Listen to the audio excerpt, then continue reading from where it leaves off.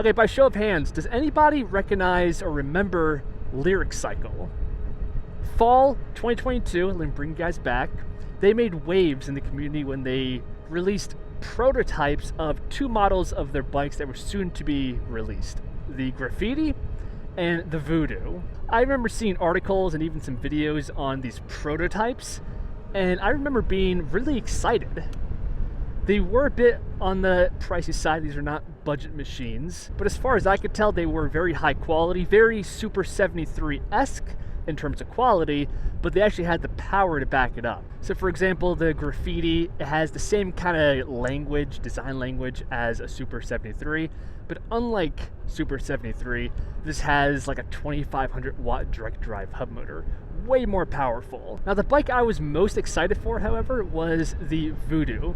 This is their high-end, crazy expensive offering. It's like $7,000. Not saying I was going to buy this bike, but as a nerd, somebody that appreciates the developing technology, I thought they were doing a lot of cool, innovative things with the Voodoo. And at the time, based off of the prototype, it was essentially like a better Onyx, right? It had a powerful direct drive hub motor, more powerful than the Onyx, by the way. It was 72 volts. It had a similar cafe racer aesthetic to it, although I think the geometry was superior with the Voodoo. But since that time, fall 2022, almost 6 months ago, I've heard zero updates from this company, any leaks of their products, absolutely nothing, until 3 days ago when I visited their website. So if you visit the website, you're going to see that these products are now all grown up, and in some cases, some aspects, they're actually significantly different than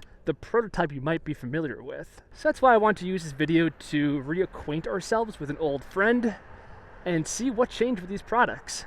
All right, so let's quickly cover the Graffiti and then move on to the main course, which is going to be the Voodoo. First thing to note is they have a new 2023 model. If we scroll over here, this was the OG you might be familiar with. And then they also have the Graffiti X. So clicking into the 2023 model, when I take a look at these images, it appears to me that the biggest change here is the aesthetics from the original version. We can see a white color with a brown seat, even brown wall wheels. But this one by far is definitely the most attractive to me, black with teal accents. I mean, Lyric Cycle really knows how to make a good looking bike. The price tag here is $2,600. You can get this with dual batteries for $3,000. Some features in particular I really like here is the 4-piston hydraulic disc brakes. So this should have excellent stopping power. And the belt drive. You really don't see that too often, but in comparison to a chain, especially when you don't really pedal it that much, a belt drive is just significantly more practical, right? You don't have to worry about greasing it. But it does seem like they slightly downgraded the motor to a measly 1,000 watts. I remember it was 2,500 watts on the prototype. And I think the reason behind this is the introduction of the Graffiti X. Unfortunately, we do not have a price tag yet, but I think it's safe to assume this is going to have some kind of a premium over the base model. And looking at the images, this bike is fascinating. We have that motorcycle inverted front fork, should be a nice upgrade. We have rear suspension. The battery is also very unique. It has like a handle on it. It's also going to give you higher voltage at 60 volts. In fact, right here, they have a little comparison section between this and the basic Graffiti. So of course, the X has full suspension. It's 60 volts versus the 52 in the base model. The tires are a little bit different. The X, of course, overall has higher power, acceleration, top speed, and you also get a better light package with turn signals. So that's the Graffiti in all of its new forms, but without further ado, it's time to talk about the Voodoo. As a quick refresher, this was what the prototype looked like 5 or 6 months ago. And this is what it looks like today in May of 2023. The frame is identical. It's still a steel tubular frame. We have a nice motorcycle bench style seat.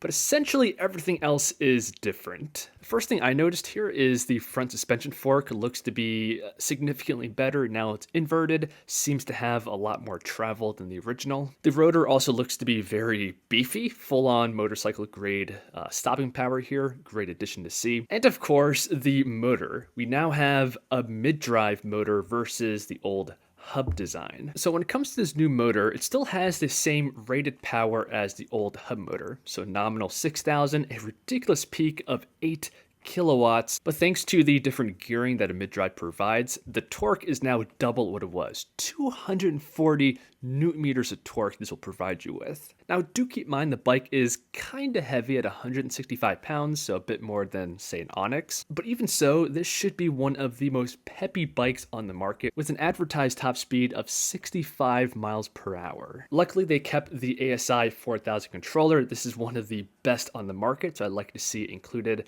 in this premium bike. And the battery is 72 volts, 48 amp hours. Originally they claimed it was going to be a 50 amp hour battery, but 48 isn't that bad.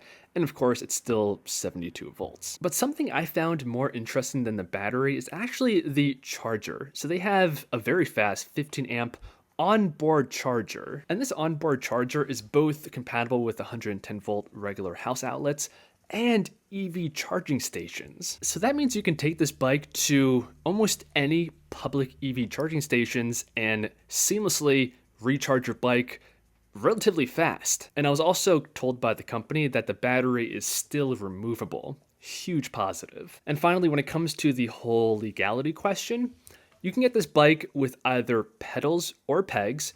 Do keep in mind that if you opt for the pedals, they're not physically or mechanically attached to the back wheel. It just has electronic pedal assist. But in addition to that, the bike comes with DOT-approved lights and mirrors, and it also has an off-road VIN. So depending on your local laws, you might be able to register this. Yeah, so in comparison to the graffiti, I think the voodoo has the most significant changes here. A lot of the parts seem to be upgraded, like the suspension fork, and it went from a hub motor to an equally powerful, be it more torquey mid-drive configuration with EV charging capability. I think that's really going to be a game changer. And if you want, you can still get this with pedals, but you might, depending on where you live, be able to just full on register this.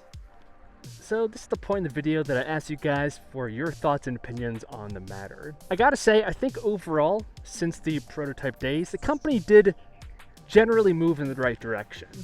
I think features in particular, like the EV charging capabilities, is something we're gonna eventually see trickle down to a lot of e-bikes. I can see in like 3 years time, maybe longer, that EV charging feature being almost standard in most bikes. And when it comes to the switch to the mid-drive, which by far is the biggest difference here, we're gonna have to wait and see how the bike performs. Things like the noise level, very important to me. So I mean, overall, as you would expect for the price tag, this is a truly epic bike. It might just be worth that ridiculous price tag if you have the cash. I would love to get one of these bikes. Unfortunately, I don't have the cash, but who knows, with the support of my audience, you guys, anything is possible. I want to thank you guys for watching. I truly appreciate you guys taking the time out of your busy day to get the latest information on rapidly developing e-bike news, and I'll see you guys in the next one.